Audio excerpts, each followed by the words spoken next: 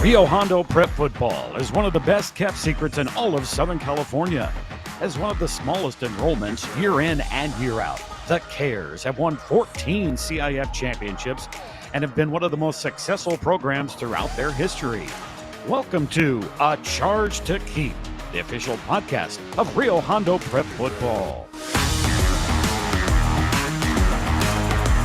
And now, bringing you the latest news and content from his alma mater, a CIF champion in 2001. From the class of 2003, here's your host, Matt Ursima. Hey there, Rio Hondo football fans. Hope all is well here in the middle of summer. Time is flying by. Before you know it, we will be kicking off another season of Rio Hondo Prep football down in San Diego on August 19th. Some of the earlier podcasts still had the old date on there of August 18th, but it will be on Saturday, August 19th, as Rio opens their season against Francis Parker in La Jolla, to be specific, on a Saturday night. So very much looking forward to that. And we've had some great guests on the podcast this summer. We've got to know the coaching staff a little bit. We've heard from head coach Mark Carson before they headed off on the summer trip. We have heard from Ed Drain, AJ Corsini, Will Tirico.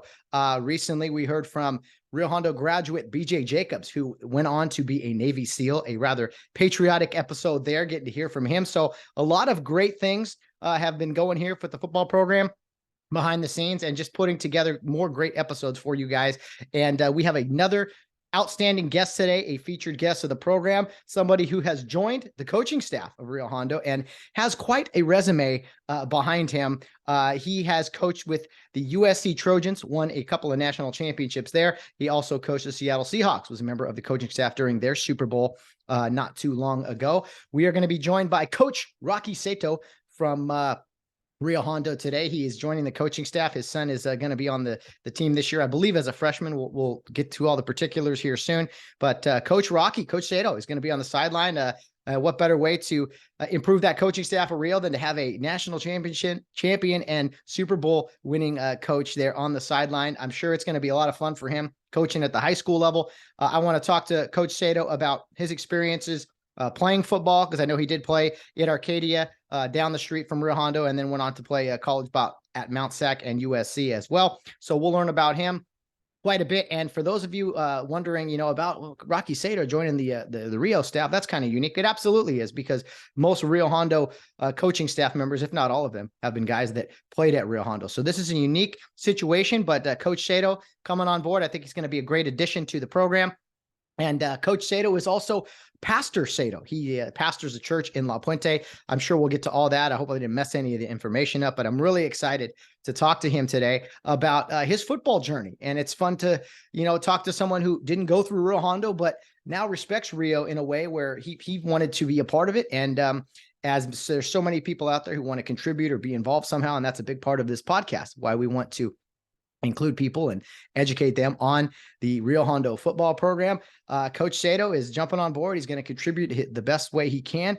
And if you haven't heard Coach Seto speak, you're in for a real treat, because I've heard him speak at a few different clinics, and he's come down to Rio a few different times. You can look up his story. He's a deep man, a man of deep faith, of course, being a pastor now. And his story is quite interesting. It's about perseverance and, fighting through adversity, and then coaching at the highest level, what that's like. I want to talk to him about, coaching alongside Pete Carroll at USC and up in Seattle with the Seahawks. So there's a lot to talk to Coach about. I'm excited about this one. I hope you guys have had a wonderful summer thus far. We got more great content ahead on the podcast, but today, once again, we're going to get to learn a little bit about a member of the coaching staff, a new addition to the coaching staff in 2023, Coach Rocky Seto. So let's bring him on and hear a fun-filled story about football, faith, family, and all of the above. Here is Coach Rocky Seto. Okay, it is now my privilege to be joined by one of the newest additions to the Rio Hondo coaching staff, Coach Rocky Seto, who's also a pastor in La Puente, California. He does a lot of different things with football and faith. So, happy he's here on the podcast. How's it going, Rocky? It's going great, Matthew. Thanks so much for having me, and grateful to be able to speak to the Rio Hondo community. Yeah, absolutely. Yes, sir. And you know what? You're a brand new member of that community, having talked with Coach Carson, helping out the team and such. You've coached it at very high levels, which we'll get to. It is late June here. The football season is around the corner.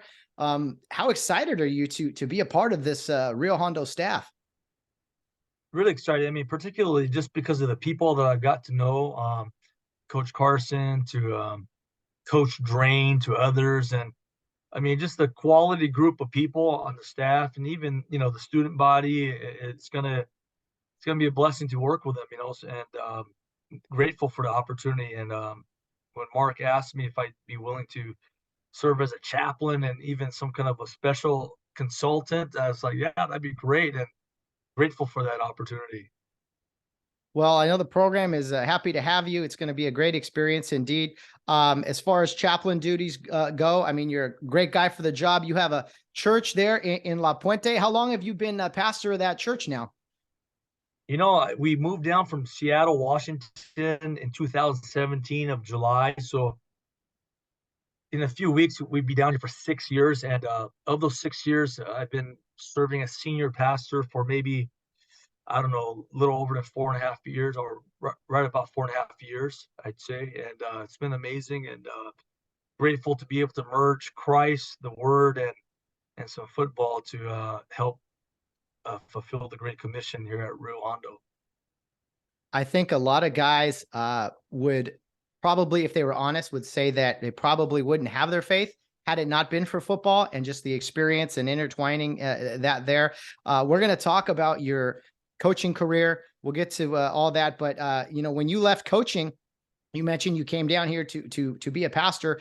You literally left a coaching position in the NFL to pursue being a pastor. Talk to me about kind of what went into that decision, and you obviously seem very happy with the decision you made. Yeah, I am happy, and I'll just start off saying it because people probably are wondering, how's it been the last 6 years? I'd say it's harder than I thought, but I love it way more than I thought. And it's harder in this way, Matthew. In football, I'm used to certain results, meaning either good or bad, meaning we either win or lose a game, we either stop the run or we don't stop the run. And there's a score, there's stats to kind of measure the metric of how well you're doing. Even if you're not winning, you can see if you're kind of getting better.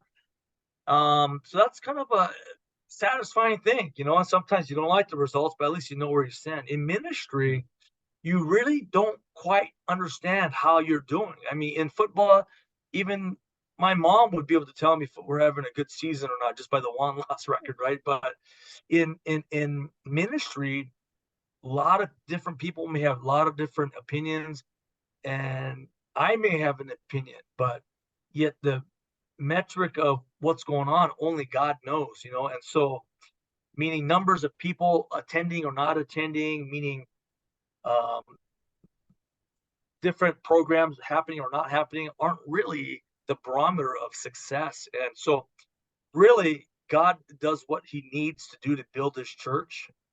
But the key for a pastor is, am I being faithful? Am I content in just simply being faithful to what he has outlined clearly in the scriptures to do, which is preach the word, disciple people, raise up leaders, and love well, be patient with people, um, maintain the holiness of the church, comfort the afflicted, afflict the comfortable, I mean, so forth and so on. I mean, am I being faithful to do the role of a pastor? Because Matthew, I'd say one of the most misunderstood roles in the world is, what is the role of the pastor? I mean, some people see the pastor as perhaps like a program manager, perhaps someone, uh, maybe a counselor, a comforter, and certainly there's aspects of that. But the primary role of the pastor is to preach the word. Jesus said in John 21, feed my sheep, tend my lambs. And in other words, the primary role of a shepherd is to feed the sheep and to lead and to develop leaders. And help foster, develop a culture of discipleship. And so that's been something that I had to grapple with, and to I think the good Lord is teaching me by humbling me, but also just taking me deeper into his word. And so that was a decision that didn't happen overnight, Matthew. Okay, Yeah. because I grew up spending almost 30 years in football as a player and as a coach, 18 years of 18 years of coaching professionally, either at the collegiate level or the professional level. And I mean, that's what I was about, you know. And so, but I would say since 2010, maybe even at 2009, the Lord was giving me opportunities to speak at different things, at churches, at different functions. And I'm like, wow, this is amazing. And I would say, as we flew up to Seattle to take on our new role with the Seattle Seahawks, I believe the Lord was humbling me, man. I mean, I would say the biggest factor that was taking place was that I started digging deeper into the Word of God, the Bible. And I mean, I'm talking 4 o'clock, 5 o'clock in the morning. I'm reading for an hour or so, and I'm thinking, oh, I got to start to work now. I got to start breaking down film or studying film. And my heart was gravitating towards wanting to go deeper into the Word, you know, because it was just amazing. And trust me, coaching football, especially for Coach Carroll, is like an A. It's an amazing job. Don't get me wrong, but something was becoming like an A plus in my heart, which is to study the Word, and I love the opportunity to teach it to others and to preach the Bible. So this was not an overnight decision by any means. This is so in 2017 we left the Seahawks. So from maybe 2009, 2010, 7, 8 year process of wrestling over this growing desire. And 1 Timothy 3:1 says, if anyone desires to be an elder, meaning this internal desire starts to grow, maybe you're called to be a pastor. And that's what was happening. And so that desire was getting so great that it would have been a regretful thing to deny it any longer. And an opportunity opened up at Evergreen Baptist Church in San Gabriel Valley, which is in La Puente, as you said. And they offered me the opportunity to become the next senior pastor. And as soon as my wife was on board, I was ready to let Coach Carroll know what our decision was and let the church know that we'd be happy to serve in this capacity.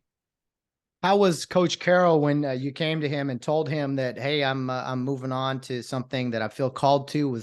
I mean, I imagine he was supportive, but what was that like? Because you were on his staff for a great number of years. I mean, what was his reaction?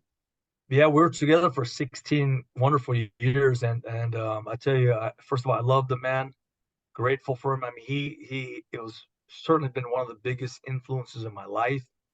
He basically took me from ground zero and taught me how to coach.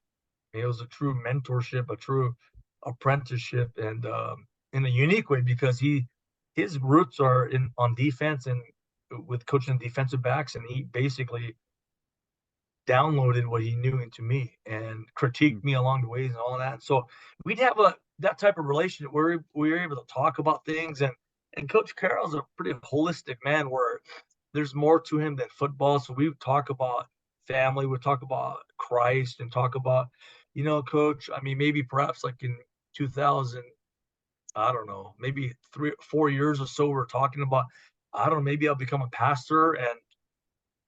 And so when I told him, I don't think he was shocked, but he was surprised. Let me just say that much. We're playing the Detroit Lions of the first round of the playoffs of the 2016 season. So this must have been the top of 2017, and must have been a Tuesday or Wednesday. I go into his office, I knock on the door. Hey, can I talk to you? He goes, of course. It was at night, and I just said, hey, by the way, God's called me to be a pastor, and this will be my last season. And he was super supportive, and it was great, you know, and I'm grateful. I mean, those times I had with him are incredibly cherished, and we we won that game versus Detroit. It was a home first round wild card game, and then our last game we lost to the Falcons in Atlanta, and then that was my last game coaching. And so at least until now, until Rio Hondo Prep, you know, then this will be my first game back in some capacity. So really excited about that. Wow, it's quite a journey you've been on, and it's cool to hear behind the scenes stuff. You know, we see these guys on TV and on Sundays and things, but it sounds like being a pastor, a lot like being, the head coach of a team. It sounds like a lot of the traits and things that you were talking about, just feeding your sheep, and being a good shepherd and all those things. Yeah, I think the people at Evergreen Church are in great hands, sir. From I've hearing you speak in the past, and of course right now. If let me ask you, Coach Seto, where did you grow up?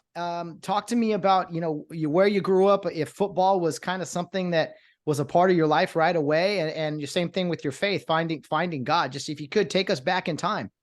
Well, so my parents are from Japan. They met here in Los Angeles. They got married. My dad was a blue collar worker. We're a blue collar family. He was a gardener for 45 years or so in the San Gabriel Valley. A lot of his clients were in Arcadia, Pasadena, along the Foothill Freeway, that area. And my mom primarily was a homemaker, and so I had a wonderful upbringing. I mean, it was tough.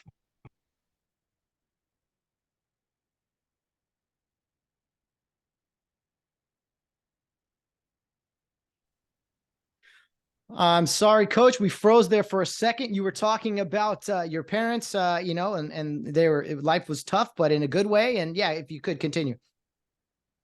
Yeah, so like I said, we grew up as a blue collar family, and I think the Lord taught me a lot through my dad. I would say my dad is the hardest working man I ever known, and my mom is the toughest person I've met, meaning mentally tough and just persevering and through difficulties and trials. And she was really the glue that kept our family together. My dad was like the muscle that kept us going. And like I said, he worked for 45 plus years as a gardener in San Gabriel Valley, and he'd bring us to work with him whenever we didn't have school. And that's where the Lord taught me just to work, and my brothers to work. He taught us how to dream during that time, because it gets kind of monotonous at times, and to dream about what's next. And we moved from Los Angeles to Monterey Park, and then to Arcadia.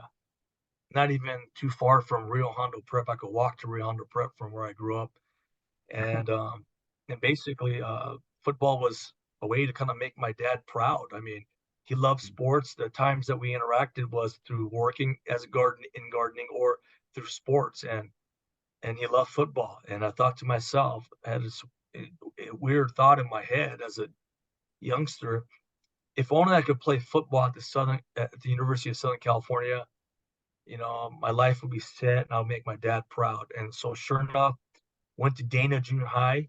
We had ninth grade football there at the time. So this is like the Stone Ages, when there was only 3-year high school at Arcadia.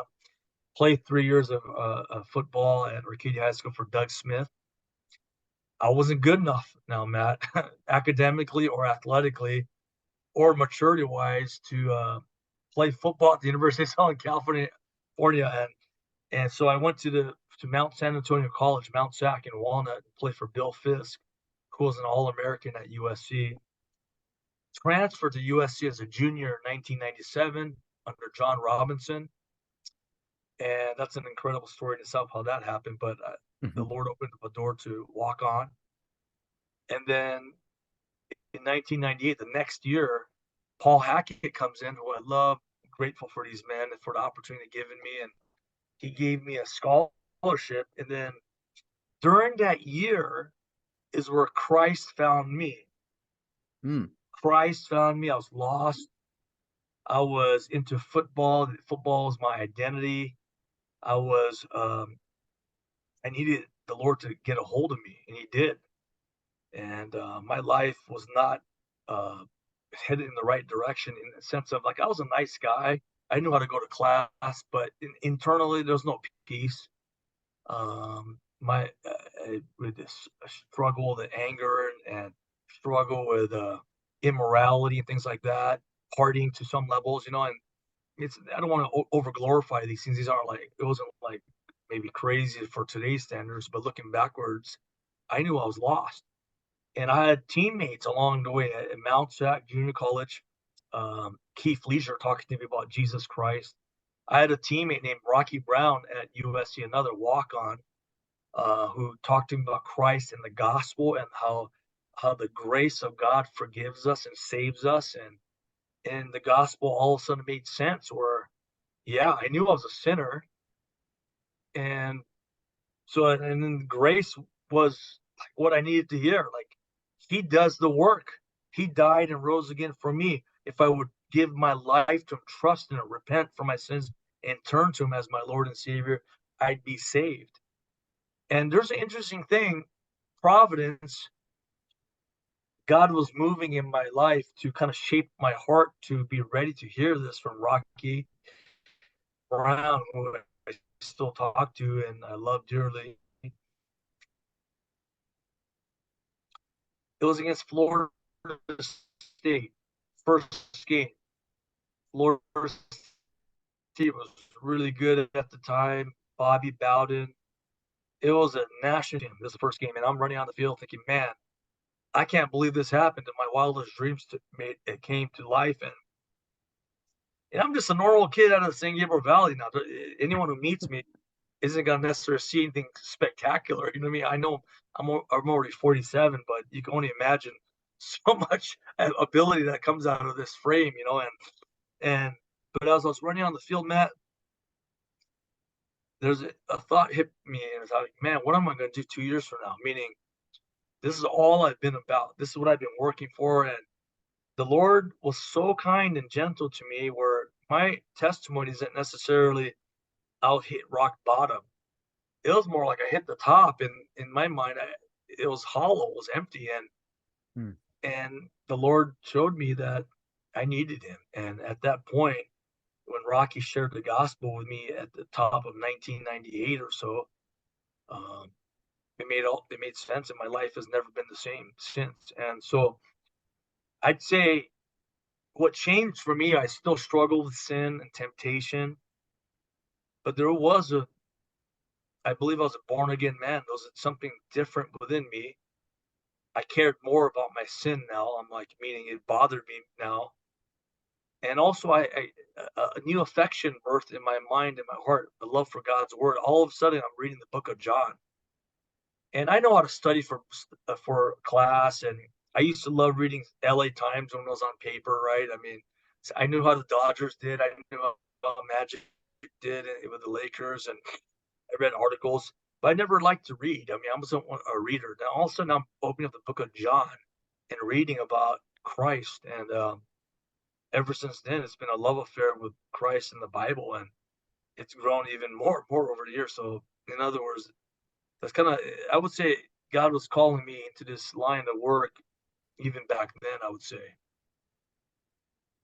It's interesting how sometimes in life you're going through stuff that you don't know why, or like why something's on your heart, and then it's years later, decades later, where it all kind of comes to be. And I think that's a great thing with like Rio Hondo. And you talked about kind of that feeling of, hey, what are you going to do in a couple of years? I mean, I remember feeling that just as a high school player, like I never want this stuff to end, and when it does, then what? You know? And so it's a great story, and it's a great lesson for sure. One real quick Bill Fisk story, your former coach.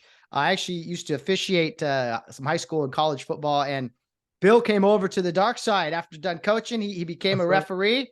That's right. And you know what? It wasn't exactly me who said this, but you know, anytime Bill had a flag in a game, some of my partners, they'd say, "Really, Bill? You thought that was holding for 30 years as a head coach in football at Mount Sec? You didn't think that was holding? What in the world?" So just kind of some fun stuff there, but a really dear man that is unfortunately no longer with us. Yeah, I mean, I never in my wildest dreams thought I would officiate his funeral, and he was another monster, a giant in my life, and I'm so grateful for Bill Fisk. And first of all, he loves the Lord, and second of all, he loves his players and coaches, and he gave me a chance.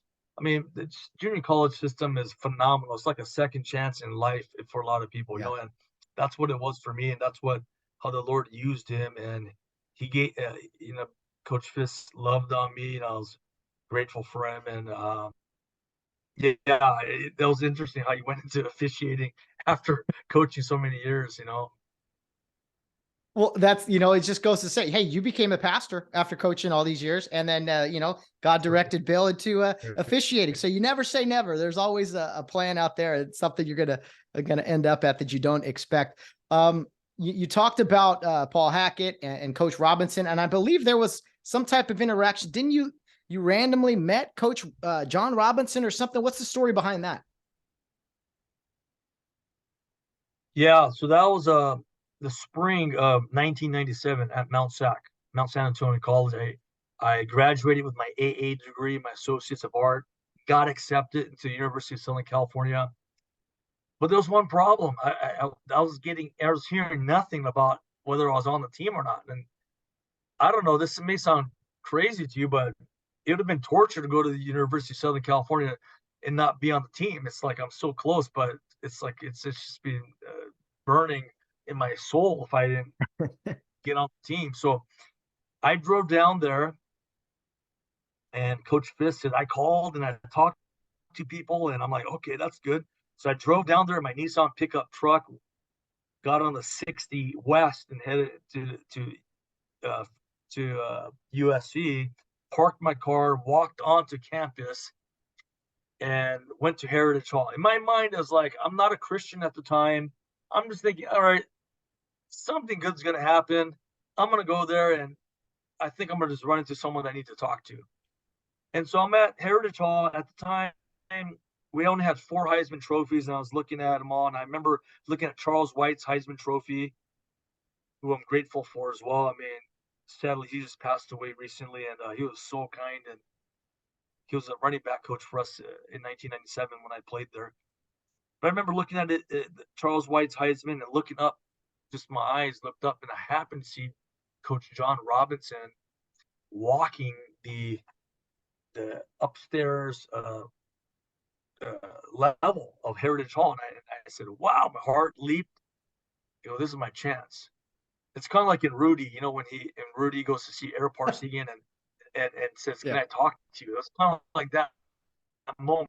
But I wasn't as brash, so I need to pretend like it was some kind of accidental bump. So I ran upstairs, hid behind the corridor at the end of the staircase, and I waited for him to come because I heard him coming back. And I kind of jumped into him as if some kind of accidental bump. And I said, hey, coach, I'm so-and-so. Do you have a few minutes? Can I talk to you? And that was the moment of truth. It could either go to in a good way or in a bad way real quick. And at least I would know, though. Minimally, at least I would know what the issue was. But he said this, sure, come on in. And he took me into his office, sat me down on his couch there, on the sofa couch, and he said, what can I do for you? I said, Coach, I've been accepted to the university. I need to be on your team. I'll do whatever it takes to help you win. I won't let you down. I need to be on your team. And he looked at me for a second. He threw down a yellow legal pad on the paper and go, write down your information.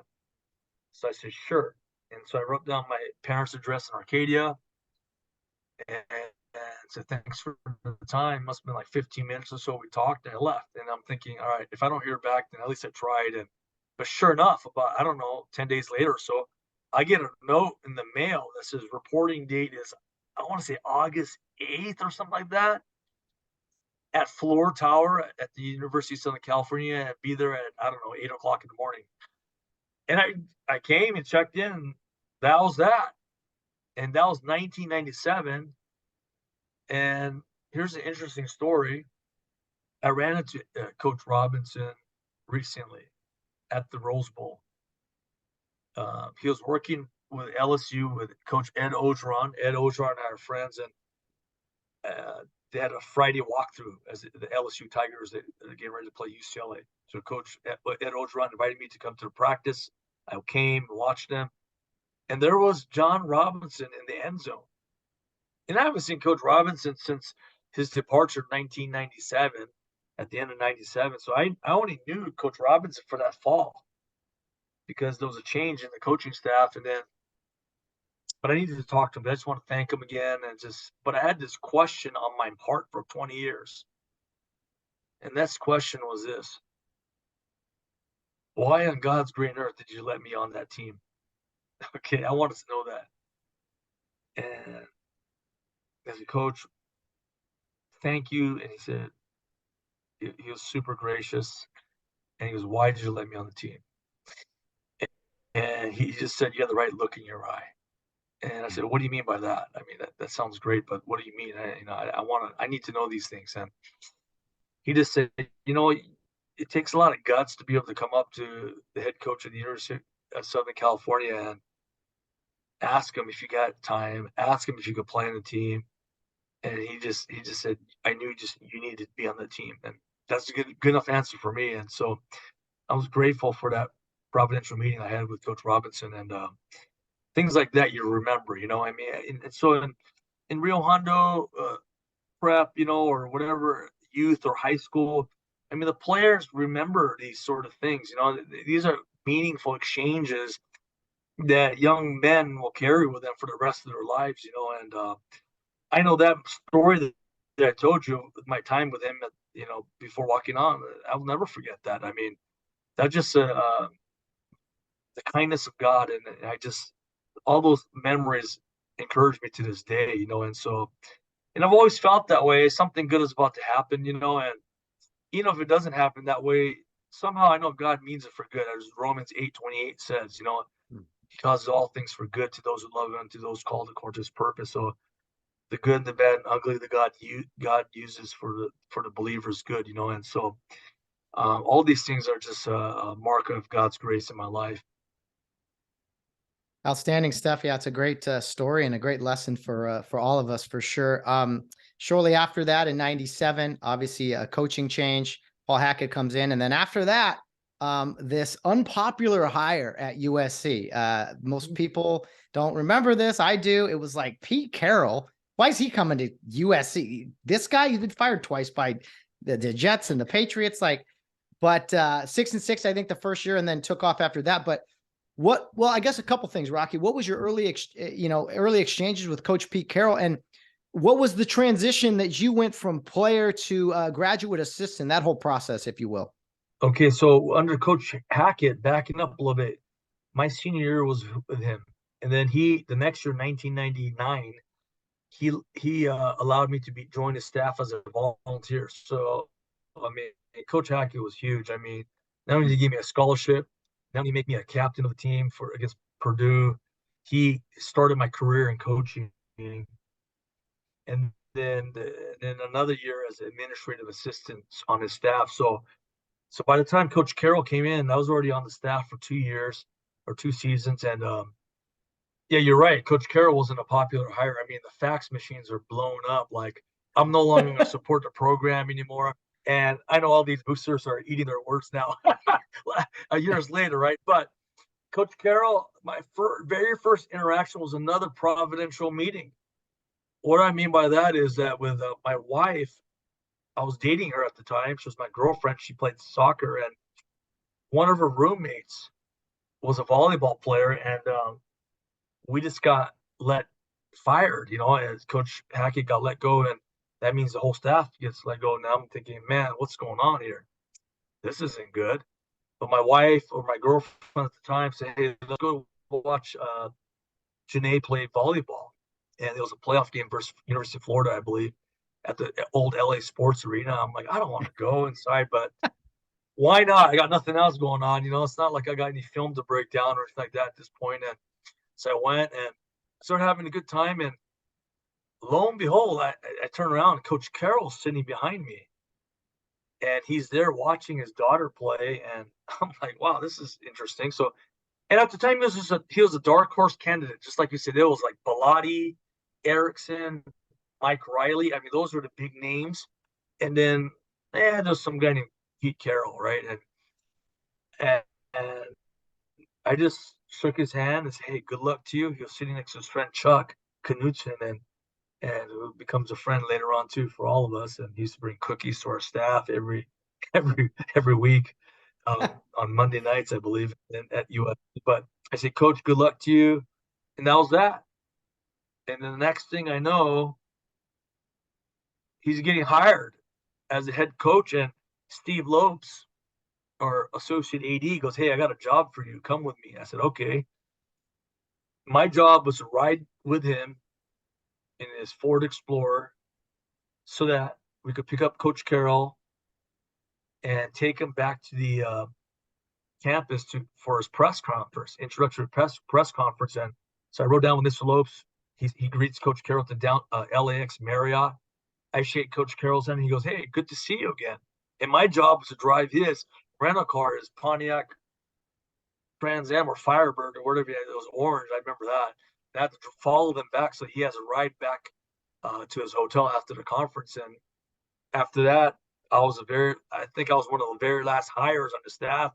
He hired the big guys first, and then he brought me on as a graduate assistant on defense. Steve Sarkisian was the other grad assistant on offense, and so that was pretty cool, and anyway, so that's kind of how it all happened with Coach Carroll. Well, so crazy to hear that, because for those that don't know, I mean, when there is a changing of the guard, regime change, as you mentioned, it's not just the head coach getting fired, it's the entire staff. And so they bring in their own people. So to be retained and carry over, that was definitely, God's work, God's will going on there for these chance meetings and things to occur. So that's an amazing story. And it sounded like it was destiny, not just for you and Coach Carroll, but Coach Carroll and the University of Southern California after that, with quite a run. Listen, Matthew, I mean, the older I get, kind of like what you said, as you look backwards, the more I look backwards, I'm 47 now, and we're middle-aged men now. But the older you get, the longer you've been walking with Christ, you can see the providential dots in your life, and my life has been a life of providence. I mean, what I just shared with you, from my upbringing to how USC happened to all other things. I mean, it's obvious. And the more that you're able to trace those dots of providence, it's kind of like this connected dots that we used to play, and do as children. And there's you don't know what it is at first, and all of a sudden you start drawing a line. You can kind of see a shape, and that shape is God's invisible hand moving in your life. And as a believer, a follower of Christ, you gain more confidence in Him through these things. And Romans 8:28 starts to take more flesh in your life. And so you're exactly right. I mean, it's just these things are just incredible, and they grow your faith. No, definitely. And as far as USC football goes, there's a lot of USC fans, I'm sure, listening to this. I mean, those were some great years. I was always a defensive guy. I always loved Matt Grudegood, Troy Polamalu were some of my favorite players. Plenty of great ones out there. But I mean, it's tough to sum it all up, because it was a lot of years of great dominance. But how did USC go from this 6-6 team to arguably one of the best football teams of all time during a stretch run when you were there? Well, Coach Carroll was developing his staff, and Coach is able to have a good picture in his mind, a vision of kind of how it needs to look, how it needs to feel. And so he was definitely the right man to kind of put it all together. And the University of Southern California, we had some great players. I mean, Grudegood was on the team from prior. Carson Palmer was there from prior. Troy Polamalu, all these guys were there with Coach Hackett. And so, but Coach, what he did was help the team believe, and to have fun with the game. I mean, these are college players, and he was able to kind of develop that. And we went 6-6. We lost in the Las Vegas Bowl to Utah. I mean, this is Utah before Utah as we know them today. I mean, Utah was not even in the Pac-10. This is like a big upset. But they're good. I mean, they beat us, and that was that. But we went on like a 4 or 5 game winning streak at the end to get to the Vegas Bowl. But every game that we lost that season, it was like a field goal, 1 point, maybe one late touchdown that beat us at the end. I mean, we're in everything. And Coach instilled a belief in us that just to keep competing and things will turn. And from 6-6, I would say the foundation of a culture of competitiveness, a culture of fun, a culture of just enjoying the game was developed. And that same mentality went into recruiting. I mean, Ed Ogeron got after the recruiting. And I would say schematically, we understood who we were on defense. I mean, Coach Carroll is a cover three guy, 8 men in the box, and we continued to develop that. And we had a philosophy on defense, and that kind of gave us a chance. I would say the next year on offense, in the offseason, we developed a stretch game, outside zone play that was the bread and butter. Then they developed a deeper passing philosophy. Start off with a slant and the fades and just beating guys one on one and seam routes and things like that. And so we got a couple of key players like Mike Williams that next year out of Yeah. Florida, who's a wide receiver for us, and Justin Fargas becomes eligible and plays for us. And anyway, that's kind of what happened. And then our team took off, and it was we didn't look back afterwards after that season, from 2001 season or 2002 season, I think. Yeah, 2002 season. We went to the Orange Bowl. Carson Palmer wins the Heisman Trophy.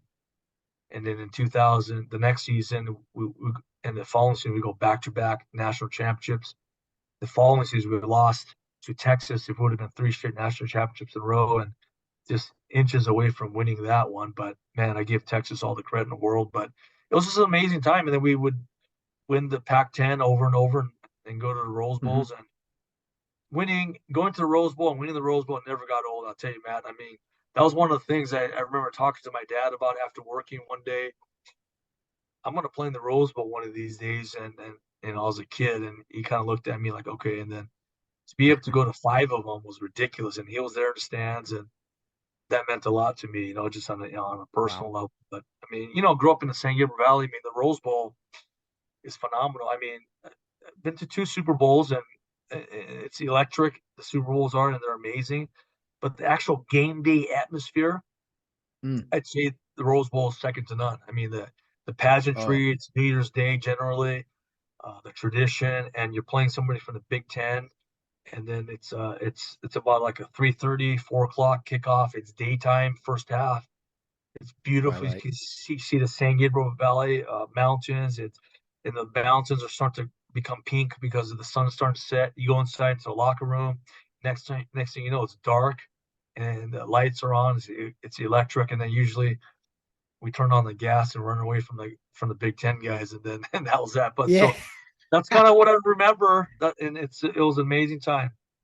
No, for sure. Yeah, the Rose Bowl, whoever's playing, is one of my favorite games of the year. But just an incredible run you guys went on.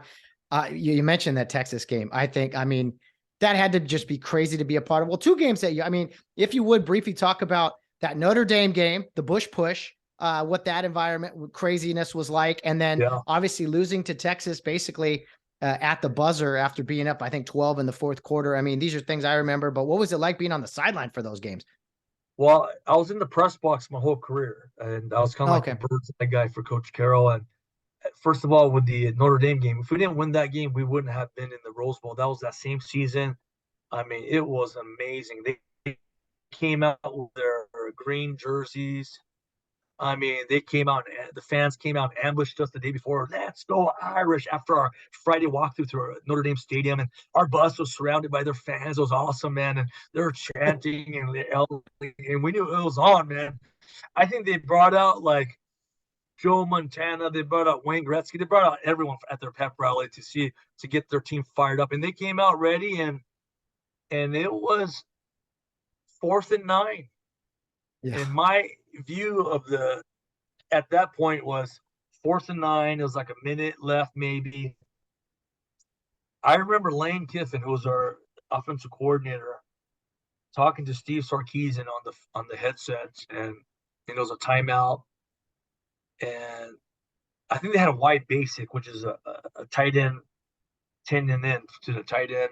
Dominic Bird called, but Lane was saying this. He goes, "Hey, Sark, remind Liner, Matt, if there's any pressure, A-gap pressure, to check to Max Pro." And sure enough, I hear him talk, "Hey, it's coming. Yeah. They got like kind of a double-A gut kind of a pressure, and Matt just at the line. It's loud, mind you. I mean, it is going crazy, right? So I don't know how he communicated that. 80 stay, bam. That means the tight end stays, max protections, gap protection. and they block it up. Everyone gets it. The tight end's not running around now; he's blocking, and it's one-on-one time with Dwayne Jarrett versus I think Ambrose is the right corner for Notre Dame.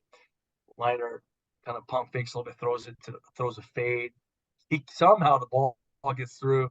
Ambrose falls on it, and Jarrett runs to, I don't know, 11-yard line or something like that, and that was crazy. And then the push happened, and so that was glorious. I thought I was going to have a heart attack that day, and somehow that was one of my favorite games. But the Texas game, so we've lost. There's two games that I think about often. I'd say the Texas game is the number one loss, and then the other loss was in the Super Bowl to the Patriots, or we lost on the goal line. But this one, I think it was harder for me, the Texas game of the two.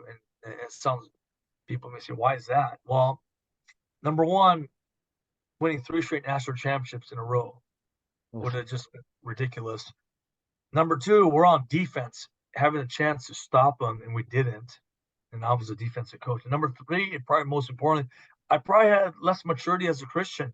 I think my identity is more wrapped up into the game and into winning, and meaning as a child of God, my identity is in Jesus Christ alone.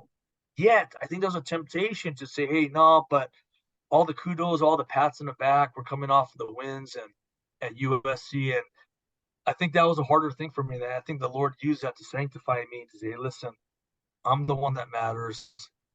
I'm your source of identity. Tomorrow, win or lose, it's going to be the same. So you need to focus on me. And so that was tough, but I'll say this much, Matt, that pain of losing that game drove Coach Carroll and I and our staff to higher heights to learn how to stop the running quarterback. I mean, Vince Young was a beast. He was amazing. But we learned we could have done it better. And sure enough, we learned. And it prepared us for the time we got to the National Football League to defend guys like Colin Kaepernick, to defend guys like Cam Newton, defend guys like RG3 and other people like that. You know, I mean, it really, I think it put us at a different level to prepare to play those guys, and it helped. And I think it had a huge factor in propelling us to win the Super Bowl in Seattle. And so the pains, the trial is going to drive you to get better. And that's kind of what happened. So you go from your dream school, not just playing there, coaching there, arguably being a part of an era that was unlike any other there, at least in the modern era. I mean, you're in a place where you feel, I'm sure, you were born to be. And then the NFL comes calling. You guys go up to Seattle. I mean, was that a difficult decision, leaving USC and going to the NFL and coaching at the highest level versus, your alma mater? It wasn't a difficult decision because it wasn't really a decision to leave. You know what I mean? What happens? I'll tell you what happens. Providence, and I wouldn't have chosen that because I loved it at USC. The year before, I had a chance to be the defensive coordinator at the University of Washington with Steve Sarkisian, and I turned it down because I loved being at USC so much. But the very next year, Coach Carroll takes a job in Seattle at the Seahawks, and I'm like, oh, okay. And basically, it was a challenging time for me. The Lord was sanctifying me and humbling me during that time, because when Coach initially took the job, I wasn't in his original plans to come up with it. Wow. And I remember him telling me that he took the job, and I'm thinking, okay, when do we go? And he goes, you're not coming. I'm like, what? And so I stayed out for another month or so. And then when Coach Kiffin comes in, who I love, I knew he's going to have to bring in his own staff, and he did. Monty Kiffin was the defensive coordinator. They had a defensive back coach, they had a linebacker coach, they had everyone they needed. And I understood that's just how it goes. And then when Coach found out that I got let go or fired, I don't know if it was not necessarily a firing necessarily, maybe it was, but he asked me to come be his quality control coach, which is the entry level coaching position.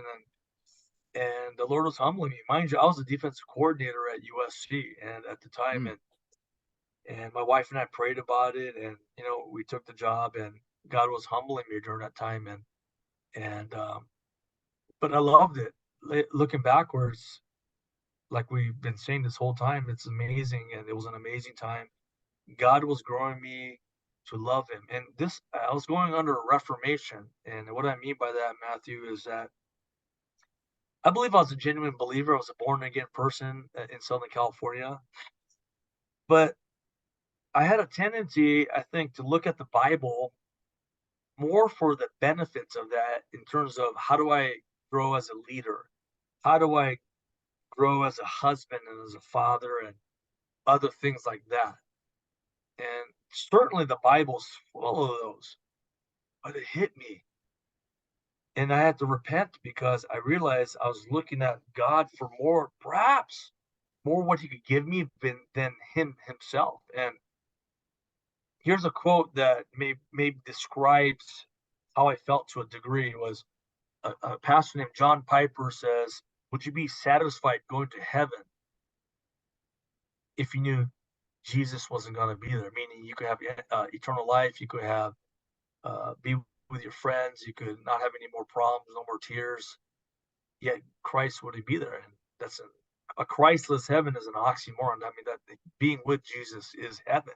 And so what I realized is, as I was spending those 4 o'clock, 5 o'clock sessions by myself, it hit me more and more that the Bible, it's about Christ. It's about knowing God. It's about knowing Him and loving Him, enjoying Him more. And I think I needed to go through that, and the Lord took me to a whole different level of enjoyment of Him, deeper level of faith, deeper love for the Bible. Now, the Bible is not about me; it's about God, and that's what happened. And during my time as a quality control coach, I had hours by myself studying and breaking down film, generating reports. And during that time, I think God was giving me a seminary. I'd be listening to sermons online, hours and hours of expository preaching, and it changed me. And I realized, man, I love this. I love the Bible, and man, I want to learn how to preach like this. And there's nothing more important than people hearing God's word preached to them. And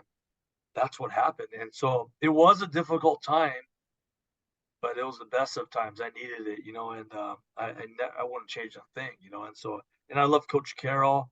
He's a dear friend, and grateful for all the wonderful opportunities that God's given me through him. Can I ask you, Yeah. as far as the difference between, college players versus NFL players, for us that, watch these teams on Saturdays and Sundays, I guess what was the biggest challenge, or what was the biggest difference, if you will, in coaching college guys and then coaching, professional athletes where millions of dollars are on the line every week? Well, it's still football, and these are still, we coach at the University of Southern California, where these guys are highly motivated. So professional, they're highly motivated, but they're grown men. I mean, many have wives, kids, businesses, and that's what it is. And at the time, I don't know, I was in my 30s, early 30s, so I think, and so some of the players are my age, and maybe some older, and that's what it is. And I love coaching both. Mm. I mean, at the university, it was amazing to see guys grow up and to learn to thrive in that environment. I mean, it's not easy now. These are 18, 19, 20-year-old, 21-year-old guys, 22-year-old guys on that type of stage at USC. At that time, we didn't have any professional teams. So that was like professional football for LA. Do you remember the Rams and the Raiders had left, and we didn't have the Rams and the Chargers at the time. And so it was a ridiculous time for these guys to handle that pressure, handle the attention. It was amazing. In the pros, I mean, the seriousness to the game is at an unprecedented level. I mean, these men, the players, they take it seriously. They're into it.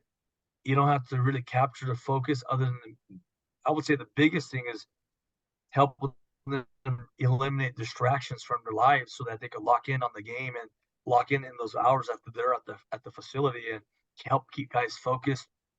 But what ultimately I enjoyed about both is the relationships that you have with the players. I mean, it's amazing. Just like what I'm looking forward to, having some relationships with players and coaches at Rio Hondo Prep. I mean, football is a perfect breeding ground for discipleship. I mean, you're spending time together, you're winning together, you're losing together, you're preparing together. I mean, you sweat together, you laugh together, and then relationships are birthed, and where you could talk about Christ, you could talk about the gospel, you could talk about growing in the Lord and how to see God's hand working in your life, and so that's what I love about the game. People ask me, what do you miss the most? And certainly I enjoy the games and preparation, but the biggest thing is I miss the relationships that I was able to see all the time, and which I'm getting now at the church, but you still hold on to those relationships from the past. Well, who can forget the Legion of Boom, an incredible defense there with Seattle secondary, and you being on the defensive side of the ball like Coach Carroll. Your fingerprints, handprints were definitely in all that, and the great teams at USC as well. God can humble you, I'm sure. I mean, you guys go to the Super Bowl, you destroy Peyton Manning and that incredible offense. I mean, they barely scored. And so you got to be thinking, man, life can't get better. You go back the next year, we're going to go back to back, and then you lose on the last play of the game. I mean, it's so funny, as you mentioned, football's perfect discipleship and in a perfect picture of how life can change in an instant. Yeah, no, it is. And it's amazing, and I mean, I'm biased, but I think it's the greatest team sport in the universe, and it's amazing. I mean, I know there's a lot of great sports, but this is an amazing game. So I got to ask now, you've coached at college, you coached in the NFL, you've been at the mountaintop in both sports. Why high school football? Why come back and coach Rio Hondo after being off for a few years? I mean, some would say you've seen other guys do it, but I don't know why ultimately did you make the decision to not downgrade, of course, but just coach at a level much lower than you're used to. Well, I mean, my first commitment is to my family and then to the Evergreen Baptist Church. I mean, so my hours are pretty full. However, I do have some hours to kind of lend the things that I've learned, and Mark Carson and I have a relationship. I think it starts off there. And I believe the knowledge that I have and perhaps experience I've had in the past, or I need to steward them still. I mean, they all belong to God, and somehow can I use them to help expand the kingdom? Can I use them to help discipleship, the Great Commission? And it certainly was a good connection when we decided my son would join Rio Hondo Prep as a ninth grader. And so that's an opportunity for me to be around him as well and his friends, and to encourage the coaches. And I mean, listen, Coach Carson and his staff are the ones that are going to be doing the main work. However, I hope to be an encouragement to them, to the players, and to lend any helps that I can, and so grateful for that opportunity. I don't take this lightly. I think this is a significant opportunity that I get to, and it's just it's kind of in my neighborhood of where I grew up and in the vicinity of my church. So that kind of works out in that way. How did you discover Rio Hondo, maybe the relationship with Coach Carson? Had you heard of Care Youth League before? Your kids in the organization or anything? Take us through kind of the connections you have to Rio Hondo. And growing up, I mean, I think we moved to Arcadia in 1988 or 87. And South Arcadia. And I think our neighbor, Philip, played Care Youth football. I mean, he had his pads and all that. Oh, that's cool. We never participated in that. And then I began coaching at USC. Maybe I was a grad assistant.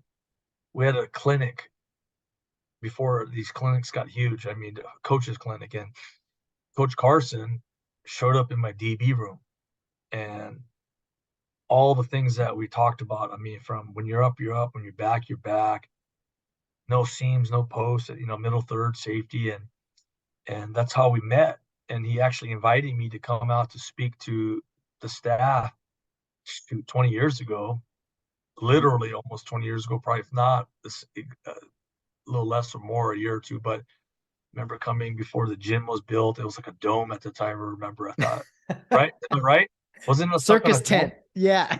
Something like that. It wasn't the same gym that's there right now. And I remember meeting in one of the rooms, and so Mark and I got to know each other then. And then when I went to Seattle, he'd invite me to come speak at a football camp or something at Care Park. And then my younger son, eventually played during COVID. I think baseball was going on, and that's where he started baseball season with Care League, and Mark and I got more reacquainted then, and that's what happened. And so grateful for that. I mean, I see that as Providence. I mean, years ago, linking up that relationship to where we're at now.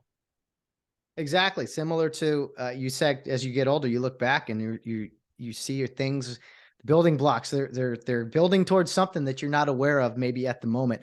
Here's a random question I have for you. Because I think competition brings out the best and sometimes the worst in people. And how does, especially football, it's an aggressive game. It's physical. It's there's so much anger in it sometimes as well.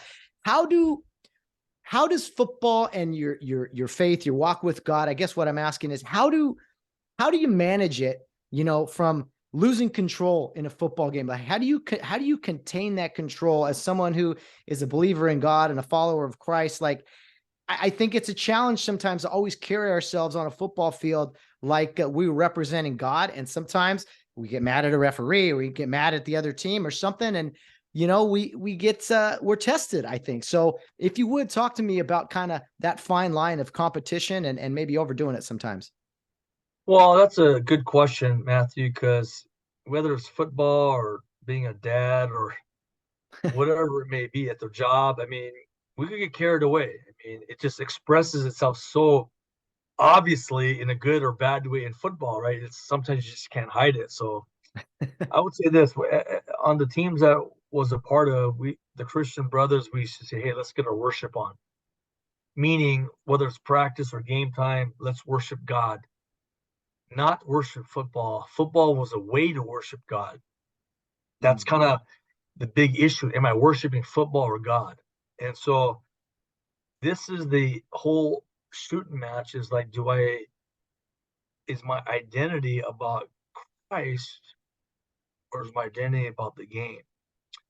And this is where you start operating on two different types of fuel. Is it clean fuel or dirty fuel? Meaning what types of motivation? Dirty fuel might be for your own pride, for your own selfish ambitions, those sort of things.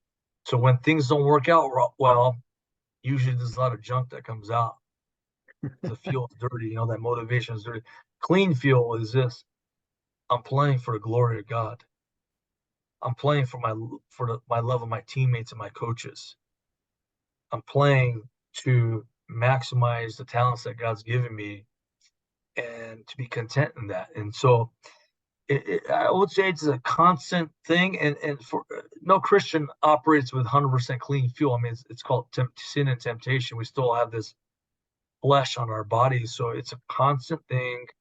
And even as a pastor, I mean, I'm praying constantly that God would guard my heart from crazy thoughts, sinful thoughts, selfish thoughts, prideful thoughts, and even the act of preaching, you could be doing it for the wrong reasons, and so I'm aware of that. And in football, I'm certainly aware of that for the players and coaches, and so it's just a constant life of repentance and saying, Lord, I didn't want to think that, that's wrong. Or Lord, guard me from this temptation. I feel like this thought keeps coming to my mind of my own glory, not your glory. And it's a constant prayer life in your mind, in your heart, and where I believe the Spirit of God draws us to Him and and being completely reliant upon Him. So there's no one's got it kicked now. I promise you that. As soon as you think you got it kicked, that's when you're gonna stumble, right? And so that's how that works. So it's a constant life of tension between living in the Spirit, living in the flesh, and meaning living for God and for His glory, and living for your own selfish ambitions. So for the Christians that I get to talk to at Rio Hondo Prep, I would say, hey, what an opportunity to worship God. What an opportunity to worship God through the wins. What an opportunity to worship God through the loss. What opportunity, God, to worship God through your demotion. You're not starting anymore. What an opportunity to worship God as a starter now. What an opportunity to worship God through injuries, right? I mean, what an opportunity to worship God when people pat you on the back and say, great win. What are you going to do? Are you going to just take it for yourself, or are you going to spread out the credit to God and to your teammates and your coaches, right? I mean, there's different things that will test you. Success works two ways. It's a double-edged sword. It's a huge blessing, but it could also cut you, and you could start believing in the hype, and so I would say that's something to be well aware of.